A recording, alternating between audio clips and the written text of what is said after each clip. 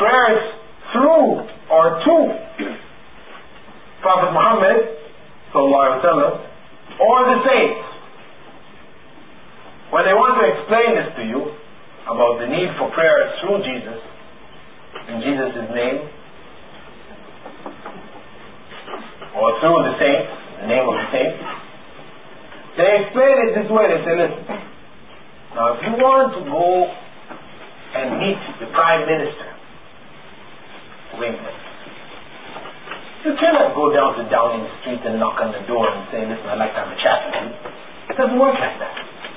You have to go to the MP, Member of Parliament, and you go work your way through. Even to get to the MP, you can't just go. You have to go through other channels in the party, and eventually your word will be carried to the President or the Prime Minister.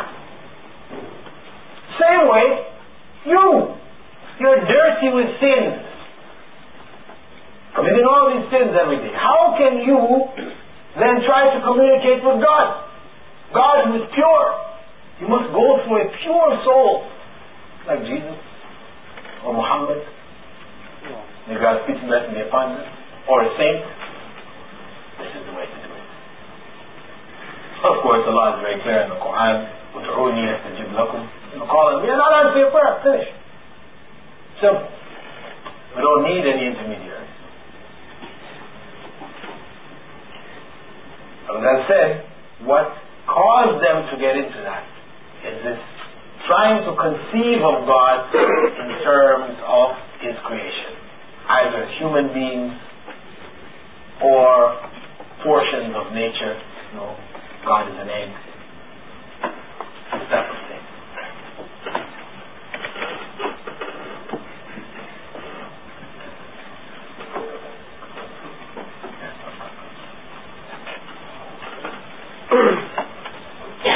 So in summary,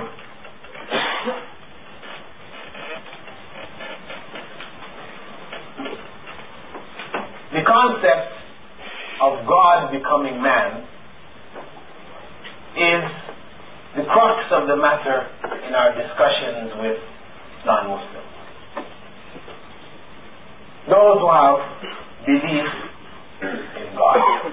Of course, you're dealing with atheists or whatever, then you have a different angle. This is only specifically for those who have belief in God, whether they're Hindus or whether they're Christians.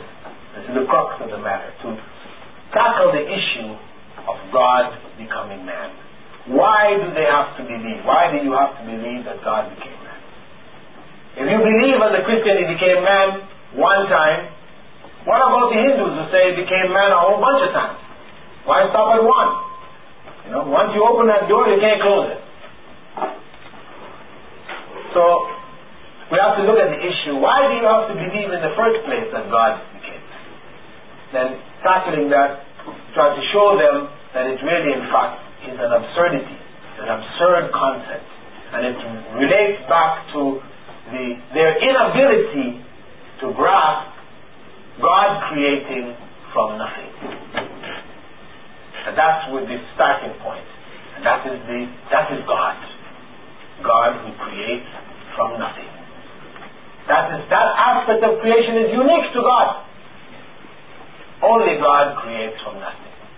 All of our creations are always manipulations of things existing, but God creates from nothing. And that is unique. And that's what we have to recognize. He has no beginning, that is unique. All other things have beginnings. He doesn't die. That is unique. All other things die. He doesn't have parts. That is unique. The egg has the parts, the tree has the parts, everything else. All the other things, all the things in creation are made up of parts. There's nothing that is a pure unity without having parts. They used to think the atom was it. And they got down into the atom. We have electrons, protons, and neutrons.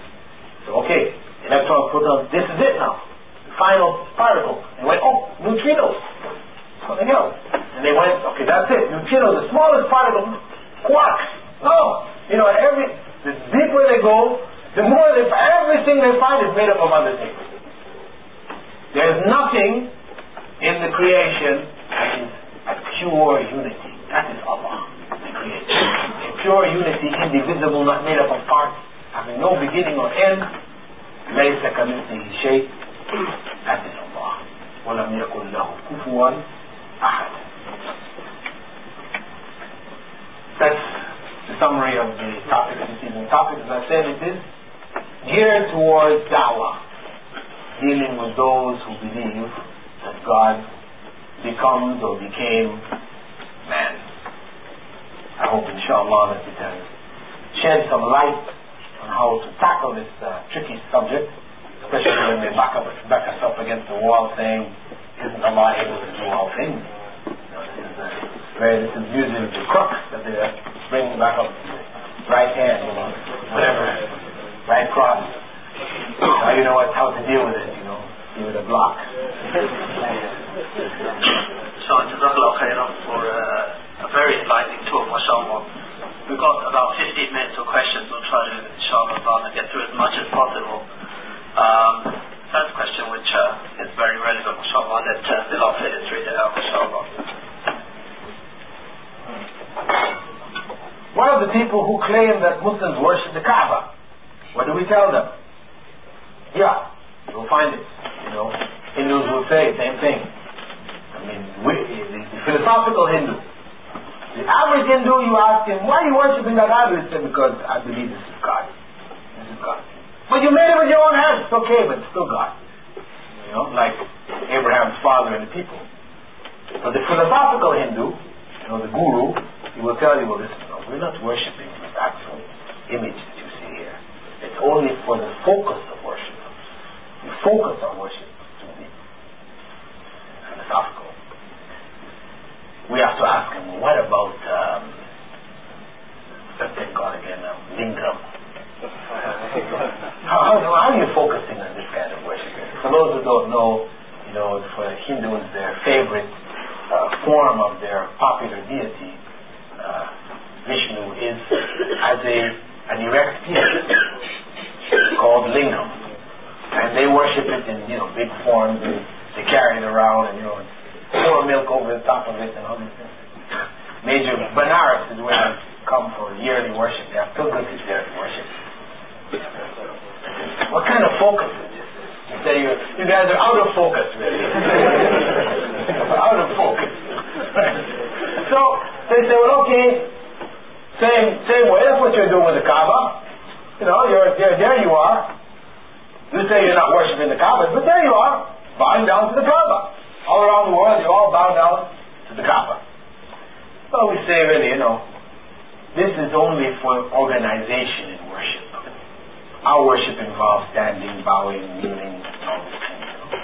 If we didn't have one unified direction in which we pray, we would be bouncing into each other. This is keeps everything in order. We're all in the same direction in rows. It's for ordering our worship. It's only a direction of prayer. And to prove it to you, a couple of times a year, they open the door and they go inside and pray. Do you go inside your idols and pray? No. But the idea is to be blasphemy, to go open up your idol and go pray inside the idol? No, that's a lot. Okay? So this is, for us, we should know, this is just a house of worship. And the back part of the Kaaba, which is indicated by that semicircular wall, the inside area they call the Hijr Ismail. That part is actually an extension of the Kaaba. The original Kaaba included all of that. It was in the Quraysh time that they ended up